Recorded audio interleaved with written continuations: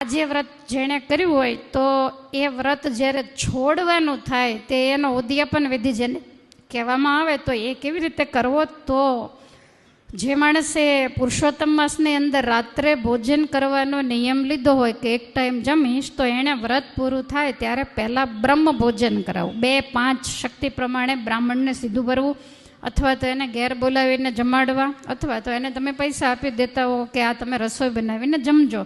તો બ્રહ્મ ભોજન કરાવ્યા પછી વ્રતનો પારણો કરવું. જેણે માગ્યા વિના જેટલું પીરસાય એટલું જ જમવું એવો નિયમ લીધો હોય તો એણે સુવર્ણનું દાન કરવું. આ તો અઘરું આવ્યું થોડુંક, પણ એવું હું નથી માનતી કે માગ્યા વગરનો નિયમ કોઈએ લીધું હોય.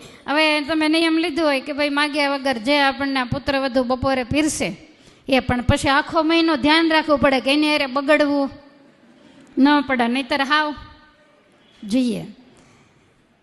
તો એ રીતે પછી જેણે કોઈ પણ ફળ ન ખાવું, કોઈ એને એમ લીધું હોય કે આ ફળ હું ફ્રૂટ નહીં ખાઉં, તો એણે જ્યારે નિયમ પૂરો થાય ત્યારે જે ફળ, દાખલા તરીકે તમે એમ લીધું કે કેળા નહીં જમો, તો એણે પછી કેળાનું દાન ઠાકોરજીને કરે કે કોઈ પવિત્ર બ્રાહ્મણને, કોઈ ગરીબ માણસોને કોઈને પણ આપે. પછી એણે કેળા જમવાના શરૂ કરવા. પછી જેણે તેલ ન ખાવું, કે તમે હમણાં કીધું ને તળેલી વસ્તુને, એવું નિયમ લીધું હોય તો એણે ઘીનું દાન કરવું. તેલનું દાન ક્યાંય આવતું નથી. પછી જેણે ઘી ન જમવું 1 મહિનો એવું નિયમ લીધું હોય તો એણે દૂધનું દાન કરવું. ઘી મોંઘું પડે એટલે શેનું દાન કરવું આમાં લખ્યું છે. પછી જેણે નિયમ લીધું હોય કે હું અનાજ નહીં ખાઉં, પેલું અનાજ નહીં ખાઉં, અથવા તો 1 મહિનો અનાજ જ નહીં ખાઉં એવું નિયમ લીધું હોય, ફરાળ કરીશ, તો એણે ઘઉં અને ચોખાનું દાન કરીને ત્યાર પછી પારણું શક્તિ પ્રમાણે આપણે કિલો, 1.25 કિલો જે રીતે તમારી કેપેસિટી હોય એ રીતે. પછી ભોંય પથારી કરીને સૂવાનો નિયમ લીધો હોય તો એણે શૈયાનું દાન, પછી જે કાંઈ ગોદડું હોય, બ્લેન્કેટ હોય, ચટાઈ જે તમે આપતા હોય એ રીતે આપવું.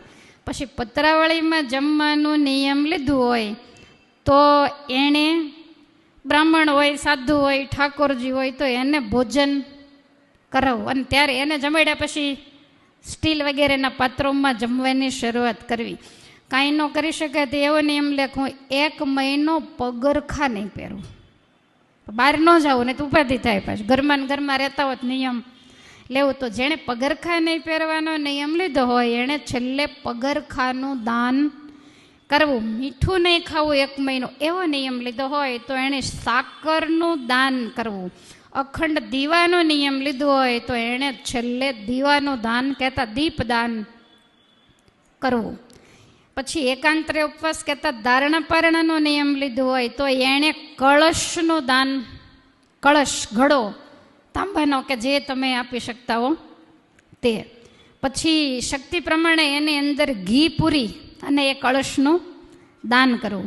પછી તલના પાત્રનું દાન થાય, વસ્ત્રોનું પણ દાન થાય, પદ દાન, વાસણોનું દાન વગેરે પણ થાય. તો આવી રીતે અલગ અલગ પ્રકારના દાન બતાવ્યા છે. પછી તમે ભાગવતનો પાઠ કર્યો હોય અધિક માસ દરમિયાન તો વિદ્વાન પવિત્ર બ્રાહ્મણ હોય એના ભાગવતના પુસ્તકનું દાન કરવું એ પણ અતિ ઉત્તમ દાન બતાવેલું છે, જેનાથી આપણા કરોડો જન્મના પાપ બળે અને કુળ સહિત એ જીવાત્માનો મોક્ષ થાય છે એવું લખ્યું છે. એટલે એ પ્રમાણે આ દાન પણ કરવું. પછી તમને ખ્યાલ હશે પહેલાં 2 પાત્ર સામસામા તાતણાથી બાંધીને સંપુટ બનાવીને મંદિરની અંદર આપતા હોય તો એ 2 પાત્રને તમે આમ બનાવો ને ભેગા સંપુટ એટલે ગોળો થાય, જેને બ્રહ્માંડનું પ્રતીક કહેવામાં આવે છે. તો એનું પણ આપણે શક્તિ પ્રમાણે દાન કરી શકતા હોઈએ છીએ. અને આ બધું વ્રત કરવું, દાન કરવું, નિયમ લેવા એમાં વિલંબ કરવો નહીં. કેમ? ભગવાન કહે છે કે નારદ આયુષ બહુ ચંચળ અને અસ્થિર છે.